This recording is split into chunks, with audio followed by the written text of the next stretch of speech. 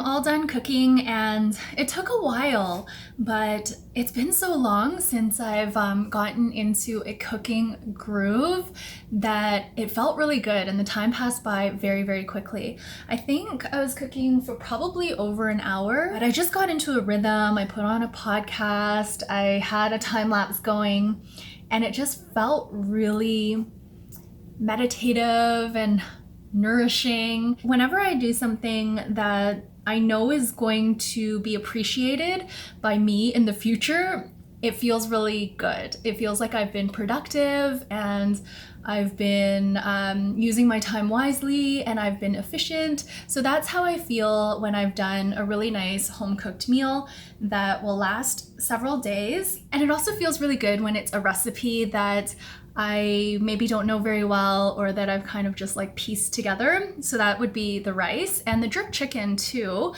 The first time I made the jerk chicken, it was really, really salty. It was a recipe that I found online on All Recipes, and I adapted it myself for the Instant Pot, but I just didn't take into consideration that I needed more liquid for the Instant Pot, and the more liquid shouldn't necessarily be soy sauce. So it turned out very salty. I'm gonna taste it now and see how it is. Hopefully it's okay. It smells really, really, really good. I also wanted to mention the reason I haven't been doing as many photos on Eats Abound is because by the time I'm done cooking, it is dark. And not only that, I haven't been cooking a whole bunch of new recipes. I do have a few things here and there that I could share, but they're kind of like the standard thing that I typically do: shrimp with pasta, risotto, this and that. So there's nothing too exciting about it. And when I do make something new, by the time I'm done, it's dark.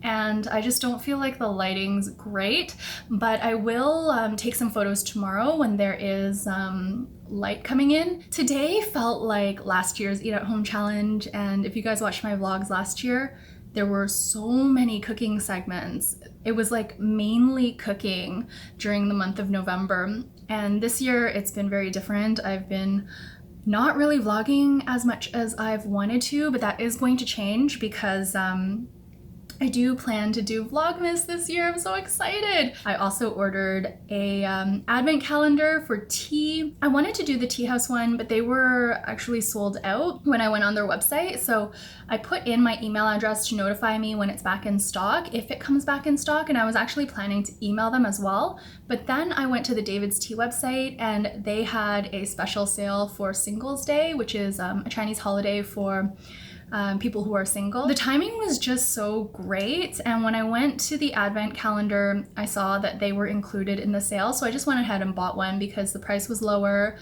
The packaging is really beautiful for the David's Tea advent calendars, but I don't love all the teas, which is why I was hesitant and which is why I wanted to do the tea house one. But I'm gonna do David's tea this year because I bought it already and it was a good deal. And then next year, if I do another tea advent calendar, I may go back to tea house.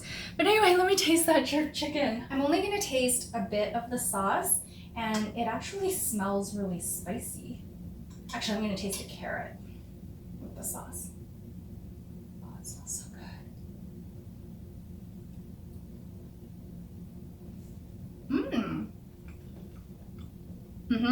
It's spicy. Woo, there's some heat. I used 2 green chilies. You're supposed to use jalapeno, but I didn't buy any jalapenos today. Yeah, I did 2 Thai green chilies. There's some nice heat though. Wow. I blended that in with the soy sauce and the green onions. That is really nice. That's good. Not too salty. There's a beautiful savory flavor. Oh, it's delicious. I can't wait to eat it with the rice. I'm gonna show you guys the rice now. Okay, so here is the jerk chicken. Oh my gosh, I wish you guys could smell this. You can smell the spices, the mix of cloves, nutmeg, and allspice. I used chicken breasts, the carrots from my friend's garden. So here is the big reveal for the rice. I haven't looked at this yet. Hopefully it turned out okay. This is my chickpeas and rice dish.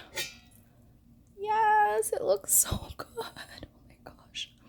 I used basmati rice. I put in some smoked paprika, garlic powder, some salt, onions, shallots, garlic, a little bit of celery salt, and is that it? Some cayenne pepper. So let me fluff this up and have a little taste. This also smells really good, which is super exciting. Oh, it's so nice.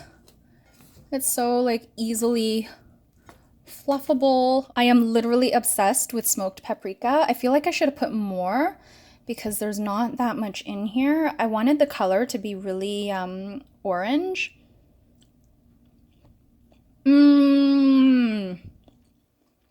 It tastes really good. Really, really good.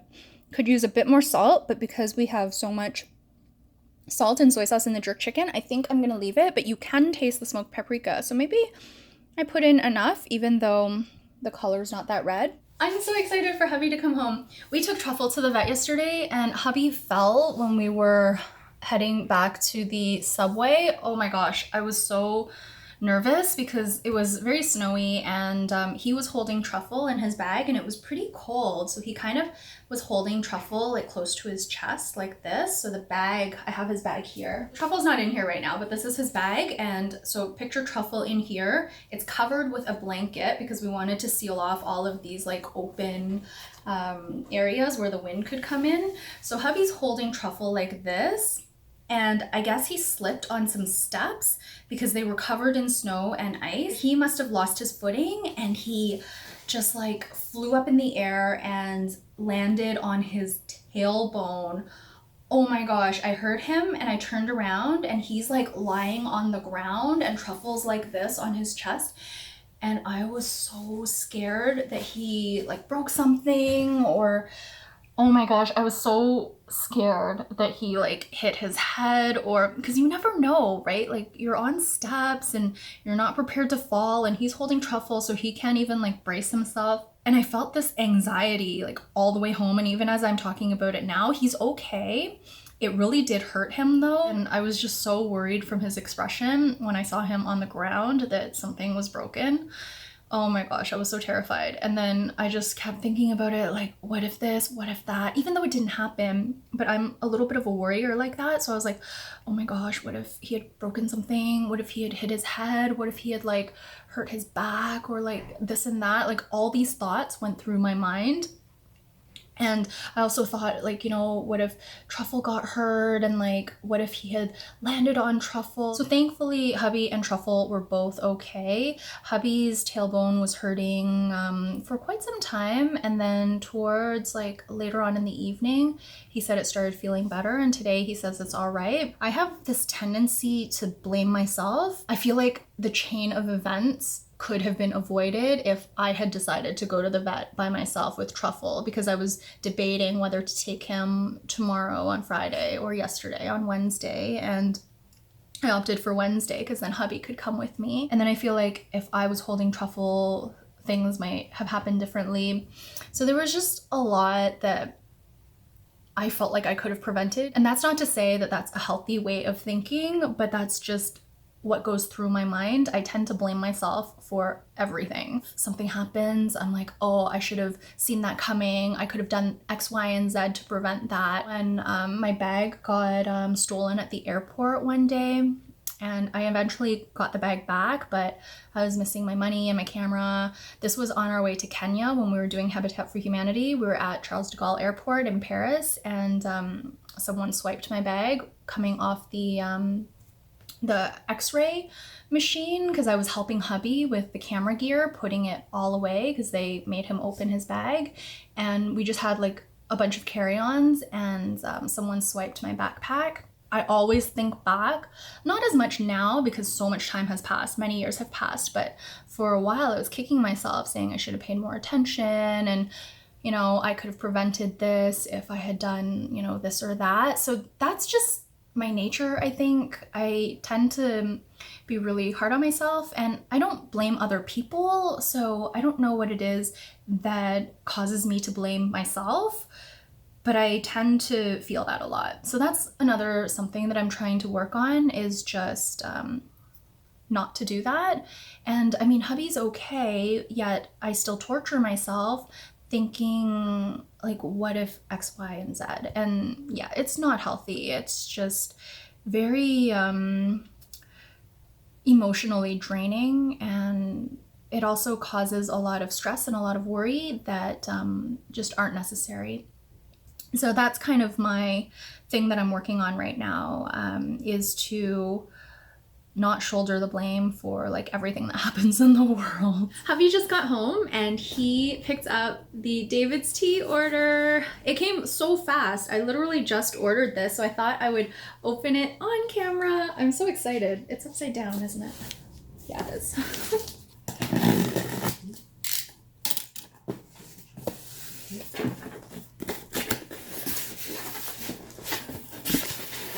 That smells really good.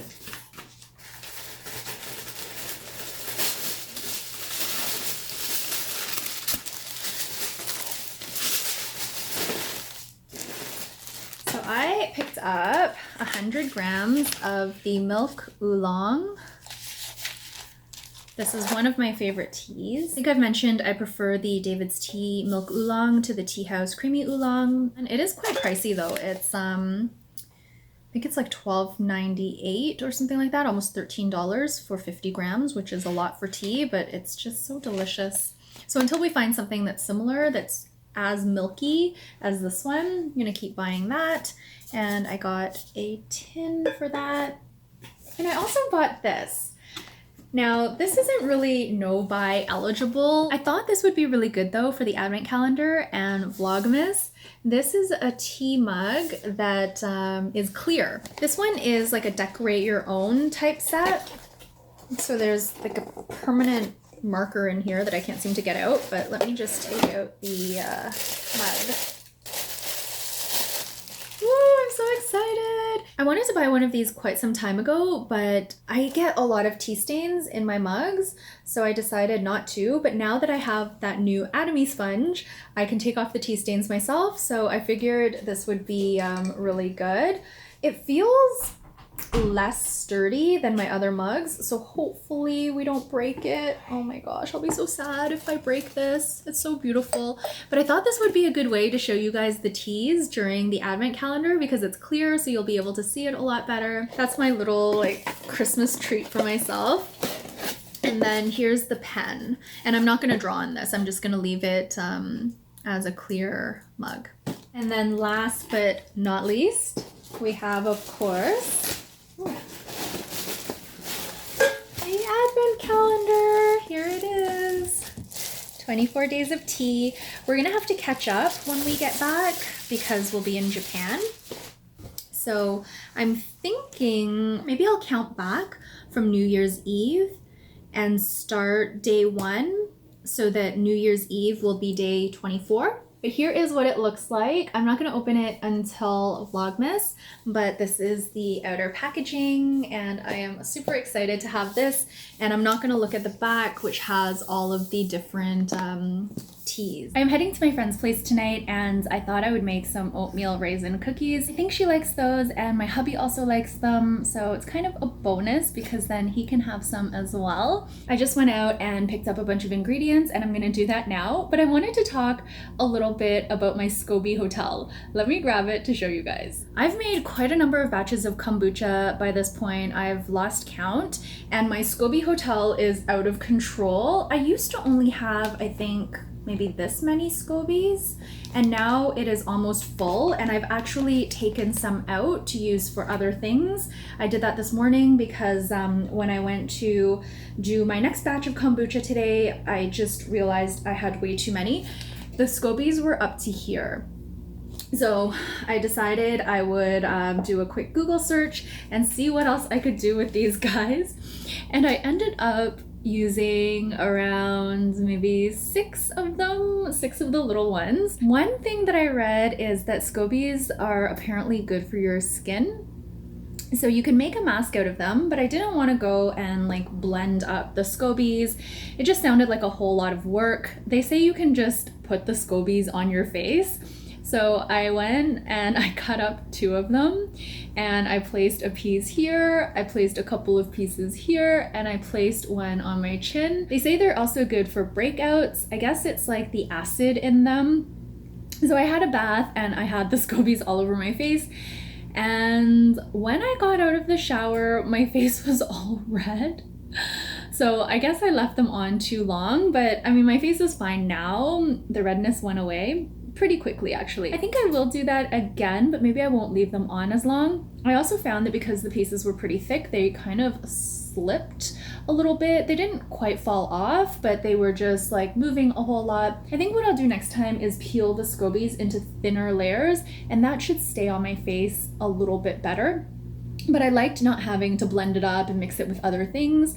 I just really liked the convenience of just like cutting one up and putting it on your face. And of course, once you've done that, you no longer use the SCOBY to make kombucha. I went ahead and just put that in the organics bin. The other thing I decided to try was to dehydrate some SCOBYs because apparently they make excellent dog treats. So I made these 4 little treats for Lulu and I just dehydrated them in the toaster oven. We used to have a food dehydrator, but we sold it because I wasn't really using it.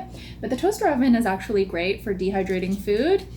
And this is what it looks like. So I'm really, really excited for hubby to come home so I can give Lulu this to see if she likes it. It smells a little bit like the kombucha or the SCOBY, but it's almost got this like sweet potato scent to it. I'm actually tempted to try a little bit myself. So this is another piece. And these were like relatively thin SCOBYs, but dehydrating them made them like even thinner. I'm so excited for Lulu to try these. They're supposed to be really good for dogs, but I don't know. I'm gonna try a little bit of one. And apparently you can eat the SCOBYs. Some people blend them up and make them into raw cookies, energy balls, and things like that. They also blend them up and put them into smoothies. I don't think I'm quite there yet, but I will have a taste of this.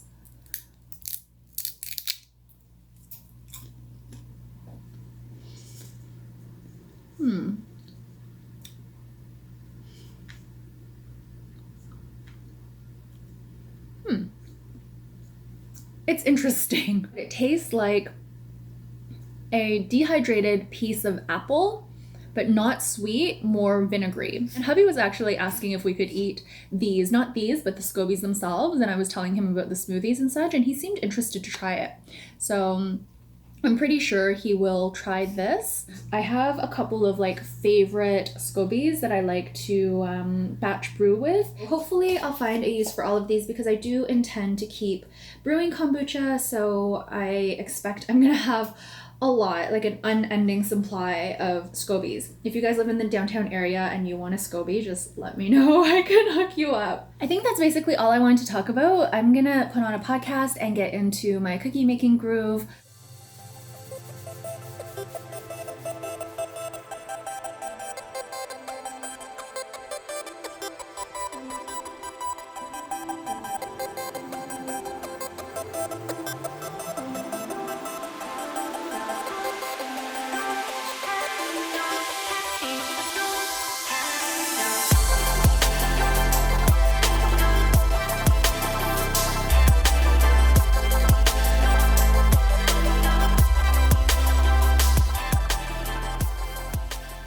It is cookie tasting time. Here is one of the cookies that I made. I hope it's good. Let's see.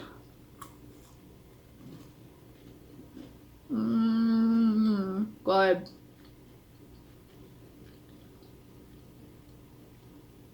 Yummy.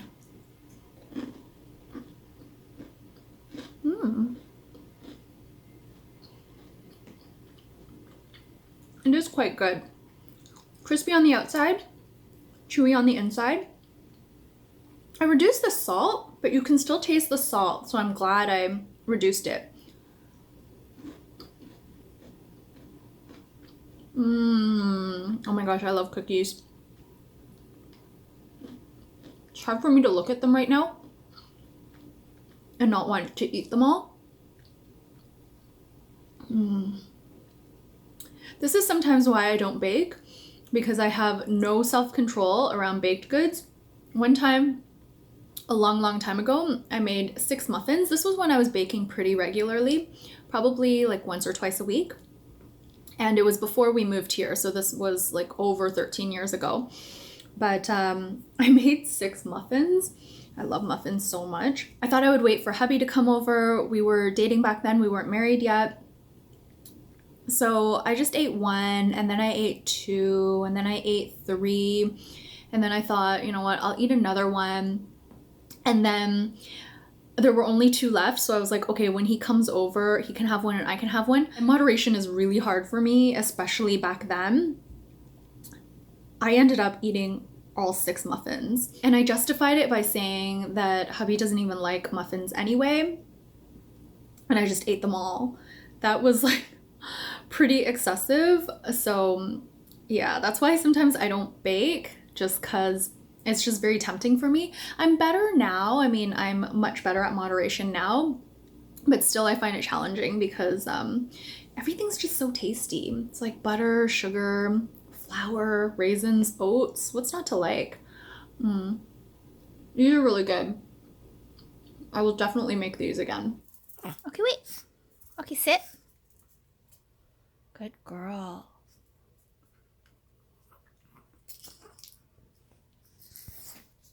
Oh, she doesn't like it. This dog eats everything. She won't eat the SCOBY. Lulu, it's for you. She hasn't had it yet? No. Oh, she doesn't like it. Oh my goodness. Holy. I've never seen her not eat something. Maybe we should break a piece for her. Can you hold it? Lulu, come. Oh, she's eating it now. Maybe it's just too big. Do you like that? Oh, it stinks. Oh. Hubby ate it. He said there was no flavor. She wants it now. It smells so bad. It doesn't smell so bad. Okay.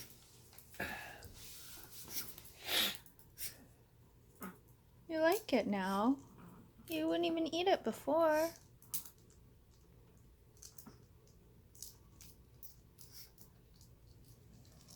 Now she knows it's food. Is it food? Oh, she likes it. It's also good for them? Uh-huh. Not too, maybe not too much though. I won't give her too much. She can't bite it?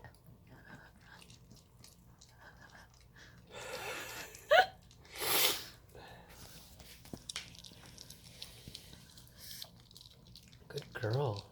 Is it good, Lulu? Oh, she had to swallow it. Good Well girl. done. Is it good? You did it. Yummy. She's looking for more. It's all done. It's all done. All right, hubby and I are gonna be trying the Korean red ginseng for the first time. I think what we're gonna do is just open it and chew on the little granules instead of mixing this with water. And I am vlogging with my new phone, which I didn't talk about, but hubby bought me a used phone from one of his colleagues. It's the iPhone 10 Do you call it like that? The iPhone 10. So I no longer use my broken phone, and I'm trying to switch over to this phone for everything, but I'm still finding I like the video and the photos on the Samsung phone a bit better, but I'm gonna try it and see if I can get used to it, and then I can just carry one phone and I can return hubby's Samsung phone. So anyway, we're gonna be trying this now. You can rip it open. All right, so I did hear that this tastes pretty bad. It's very bitter. Oh, they're tiny, tiny granules. I didn't think they were this small. I don't know if you're gonna be able to see them. They're like, oh my gosh, they're so small. Can you see them? I don't know. Anyway, they're really tiny. They're like sand almost. I'm just gonna pour it in. Cheers. You too.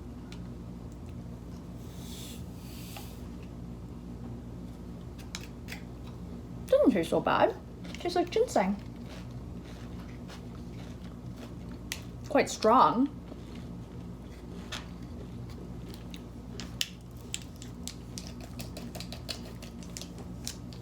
I don't mind this at all. I kind of like the granules because they, when you chew on them, they like fuse together. This isn't sweet at all though. This is like very ginseng-y. Yeah, bitter, herbal. If you know the taste of ginseng, it tastes exactly like that. I've only had ginseng candy, but I don't mind this at all. I really like this actually. I'm glad we didn't mix it with water. I think it's actually more palatable if you just take it like this. So yeah, I liked that. So we'll see if there's any effect if I get more energy. I actually have been reasonably high in energy lately. Maybe it's the Hemohim, which we're gonna take next. But yeah, I've been pretty not exhausted lately, so that's good. Hey everyone, it's Tuesday and I'm about to head out to the Life Stories class. I put on BB cream today and it really does make a big difference. I'm breaking out again in this area. I did use a bit of powder to cover it up, but I've got like 2 really painful breakouts here. You can see my neck, all the remnants of like previous breakouts as well as some new ones. So I've got like a bump here and a bump here. They're not really active breakouts like these ones are, but I just have a lot of things going on with my skin right now. So I decided to wear BB cream today because I am going to a class with people and we're gonna be sitting there together for 3 hours. I'm gonna be reading my story and interacting. So I just didn't want to feel really self-conscious, and I thought the BB cream would help, and it did. So I'm feeling pretty good right now without makeup and without the powder on these spots. They're really, really red. Like these 2 were bleeding today. I had a little spot that was bleeding here because unfortunately I do kind of like pick at myself. I try not to touch them, but when I'm just getting ready in the morning and I see these pimples in my huge magnifying mirror, I'm just like, oh, I want to get rid of them, and so I pick at them, and that probably doesn't help the situation. I am going to try to post this vlog before we leave for Japan, so I will end it off here. I'll be back in early December with my Vlogmas, and I did decide that what I'm going to try to do is vlog every day, but I may not post every day. So I can definitely commit to recording clips every day, but I didn't want to commit to posting every day in case it doesn't happen, because we're going to be in Japan and I don't know what the upload speed is going to be like at the hotel. So I'm going to wait until we get back. I'm going to post the Japan content first, but I still will be vlogging every day. So once all the Japan content is up, I will be starting with like the regular Toronto vlogs. And by that point in time, maybe I'll be a little bit more settled in and I'll be able to post more frequently, potentially every day, but I don't want to commit to that just yet. I hope you all enjoy the rest of your November and have a wonderful next 2 weeks or so. I will see you back here in early December. I may try to also record and post a packing video on Petite Pear Style, but I don't know if I'll be done the editing and the uploading, so that may need to wait until I'm back. But lots of new content coming soon in December especially. I will see you all then.